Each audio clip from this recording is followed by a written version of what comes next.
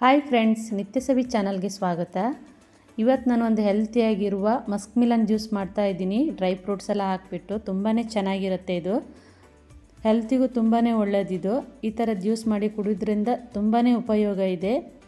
ನೀವು ಒಂದ್ಸಲ ಇದೇ ಥರ ಟ್ರೈ ಮಾಡಿ. ಹೇಗೆ ಮಾಡೋದು, ಏನೆಲ್ಲ ಇಂಗ್ರೀಡಿಯೆಂಟ್ಸ್ ಬೇಕಂತೇಳಿ ನೋಡುವ. ಇಲ್ಲಿ ಒಂದು ಮಸ್ಕ್ ಮಿಲನ್ ತೊಗೊಂಡಿದ್ದೀನಿ. ಇದು ಬೀಜ ಎಲ್ಲ ತೆಗೆದ್ಬಿಟ್ಟು ಒಳಗಡೆ ಇರೋದೆಲ್ಲ ಈ ಥರ ತೆಗೆದಿಟ್ಕೊಂಡಿದ್ದೀನಿ. ಒಂದು ದೊಡ್ಡದು ಬಾಳೆಹಣ್ಣು ತೊಗೊಂಡಿದ್ದೀನಿ.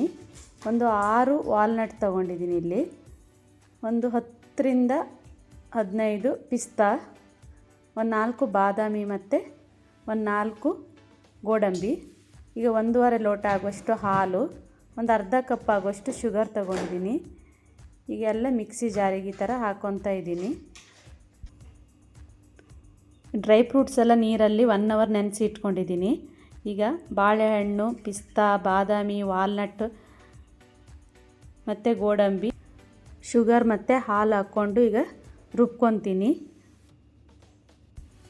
1.5 ಲೋಟ ಆಗುವಷ್ಟು ನಾನಿಲ್ಲಿ ಹಾಲು ಹಾಕ್ಕೊತಾ ಇದ್ದೀನಿ. ಒಂದು 4 ಗ್ಲಾಸ್ ಆಗುವಷ್ಟು ಜ್ಯೂಸ್ ಆಗುತ್ತೆ ಇದರಲ್ಲಿ. ಈ ಥರ ಮಾಡ್ಕೊಂಡು ಕುಡಿಯೋದ್ರಿಂದ ನಿಶಕ್ತಿ, ಕಾಲು ನೋವು ಬರೋದು ಎಲ್ಲ ಕಡಿಮೆ ಆಗುತ್ತೆ.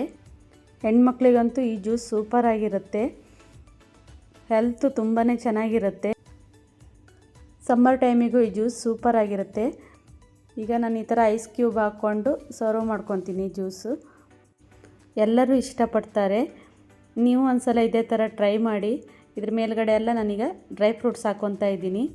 ಈ ಥರ ಡ್ರೈ ಫ್ರೂಟ್ಸ್ ಹಾಕ್ಕೊಂಡು ಕುಡಿಯೋದ್ರಿಂದ ತುಂಬಾ ಚೆನ್ನಾಗಾಗುತ್ತೆ.